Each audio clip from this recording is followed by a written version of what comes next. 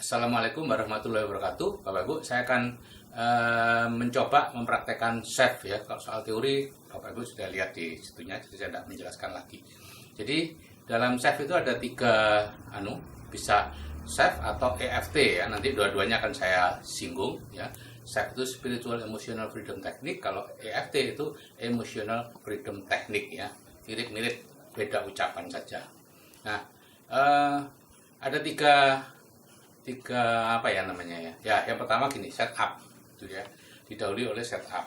Nah, sebelum setup kita lepas dulu kacamata, kita lepas, kemudian HP dan arloji, kalung, gelang dilepas dulu ya, yang dari logam.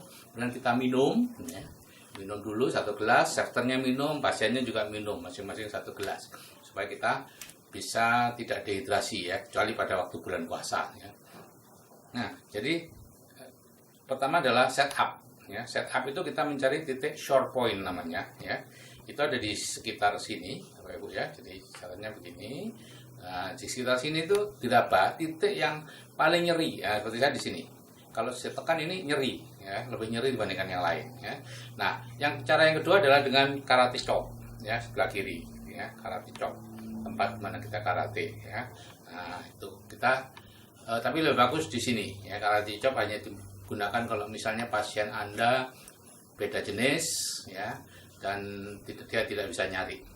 Nah, setup itu kita mengatakan kalimat-kalimat ya sesuai dengan apa yang kita keluhkan ya. Misalnya keluhan fisik, sakit kepala ya, meskipun ya Allah, meskipun saya sakit kepala ya, cekot-cekot sebelah kanan ya, yang rinci gitu, tapi saya ikhlas, saya pasrahkan semuanya kepadamu ya. Itu kalau EFT, meskipun saya sakit kepala, saya bisa menerima diri saya sendiri ya. Itu kuncinya, perbedaannya di situ ya. Nah, jadi misalnya sakit sakit hati ya, sakit hati atau marah, ya Allah, meskipun saya marah karena ditinggal selingkuh oleh suami ya, misalnya seperti, atau karena ya Allah, meskipun sambil mentok ini ya, ya Allah, meskipun saya marah karena ditipu oleh orang yang saya percayai ratusan juta, tapi saya ikhlas, saya pasrahkan semuanya kepadamu. Engkau yang paling tahu apa yang terbaik bagiku dan keluargaku ya. Silakan perpanjang, intinya seperti mengeluh, curhat gitu ya. Nah, itu jadi setup ya. Setelah itu tune in ya. Tune in itu ya, itu diucapkan 3 kali ya. Ya Allah saya ini meskipun, ya Allah saya ini meskipun gitu ya. Nah, 3 kali. Setelah itu tune in. Tune in itu mirip radio, disamakan frekuensinya ya. Kalau sakit fisik, pada saat tune in kita cari posisi yang paling sakit ya. Misalnya pinggang ya, cari coba lu Pak pinggang, ini posisi paling sakit. Nah, itu dipertahankan. Kemudian ditanya sakitnya dari 1 sampai 10. 1 itu tidak sakit, 10 sangat sakit, berapa angkanya? Itu perlu dianukan dulu oleh dia. Ya sekitar 8 atau 10.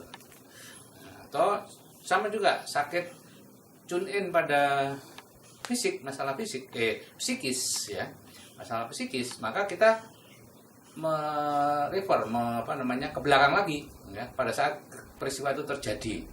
Misalnya waktu remaja dulu ditinggal pacar ya, sakit hatinya masih ada sampai sekarang, nggak bisa move on ya, lihat kaki dulu, coba diingat-ingat, Mbak, dulu gimana pas ditinggal ya, bisa nangis ya. Dulu gimana pas disakiti oleh suami, dulu gimana pas ditipu oleh mitra dan sebagainya ya. Pokoknya kembali ke masa lalu, itu tune in ya. Kemudian dihitung berapa nilai dari sakitnya itu ya, nilai marahnya berapa, nilai kecewanya berapa, nilai takutnya berapa, itu antara 1 sampai 10 berapa, tentukan dulu ya. Kemudian yang ketiga, tapping ya. Tapping adalah mengetok-ngetok, ada 18 titik ya, 9 titik utama dan 9 titik tambahan ya. Saya akan lakukan dengan cepat saja. Yang pertama adalah ini, kita ngetoknya sambil ya Allah saya ikhlas, saya pasrah ya, puncak kepala ini ya. Dan yang kedua adalah pangkal alis ya, pas pangkal alis itu eyebrow ya. Ya Allah saya ikhlas, saya pasrah ya. ada yang katakan 7 sampai 9 ketukan, tapi enggak usah dihitung lah. Ya Allah, saya ikhlas, saya pasrah. Dan samping mata, ya Allah, saya ikhlas, saya pasrah. Yang keempat, bawah mata, ya Allah, saya ikhlas, saya pasrah. Yang kelima, bawah hidung, ya Allah, saya ikhlas, saya pasrah. Yang keenam, di bawah di dagu, ya Allah, saya ikhlas, saya pasrah. Dan yang ketujuh, ini collarbone namanya, ini adalah seperti kelereng itu, pertemuan dari tulang selangka atau tulang apa namanya, dengan tulang dada ya, bagian bawahnya itu. Ya Allah, saya ikhlas, saya pasrah. Terus yang ke-8, ketiak ya, kira-kira 2 jari di bawah ketiak sejajar dengan puting susu, atau pada wanita di tali BH. Ya Allah, saya ikhlas, saya pasrah. Paling aman ya pakai ini aja. Ya Allah, ya. Kemudian 2 jari di bawah puting susu pada laki-laki ya. Kalau pada wanita ya pas tekuan payudara itu di situ ya.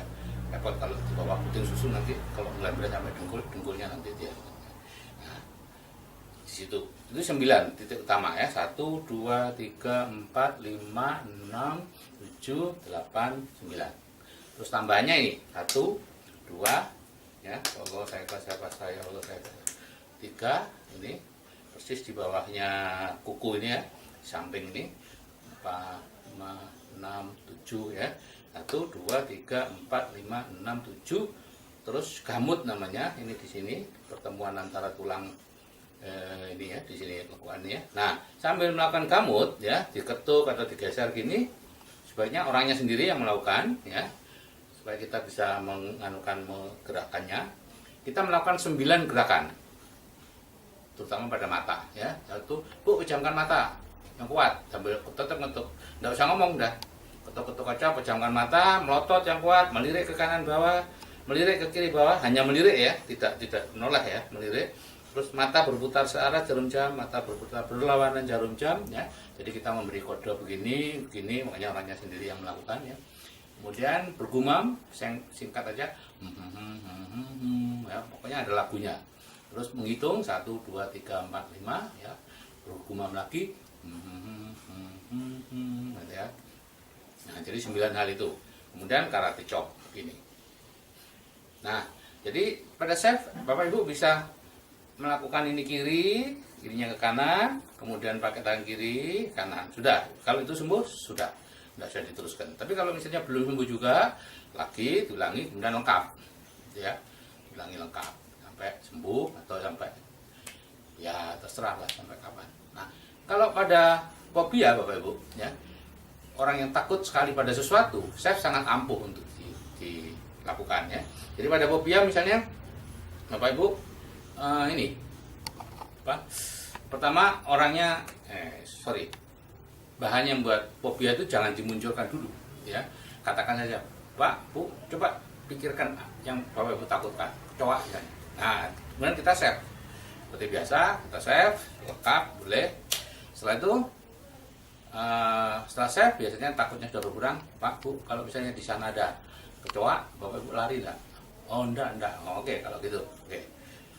Tunjukkan kecoa dari jauh gitu ya, pakai plastik gitu, atau tikus atau apapun bahan yang ditakutkan gitu ya, plastik. Terus orangnya suruh maju. Kalau si pasien begini, nah berarti batas penolakan itu stop. Nah, kita save lagi dengan ucapan tadinya sangat takut, kemudian agak takut, masih takut, tergantung derajat tingkat ketakutannya ya, sampai orang itu bisa berani pegang apa yang takutkan. Itu enggak sampai 10 menit, 15 menit lah. Oke, Bapak Ibu, saya kira itu untuk sementara yang bisa saya sampaikan. Nanti ada lagi chef untuk anak-anak. Oh ya, sorry, saya tambahin aja ya sekalian. Kalau chef untuk anak-anak, kalimatnya beda. Bukan ikhlas atau pasrah, tapi siapa yang paling berpengaruh? Si ibu misalnya, anaknya sering ngompol atau sering main PlayStation. Meskipun saya senang sekali main PlayStation, padahal ibu lebih senang kalau saya belajar, tapi ibu tetap sayang sama saya. Nah, itu kalimatnya ya. Meskipun saya apa yang dikeluhkan, padahal ibu ingin apa ya. Misalnya, meskipun saya sering kencing di kasur waktu tidur, ya, jangan bilang ngompol ya, kencing di kasur pada waktu tidur, padahal mama atau ibu atau bapak atau nenek lebih senang kalau saya kencing di kamar mandi, tapi mama tetap sayang sama Andi sama Sigit sama siapa gitu ya.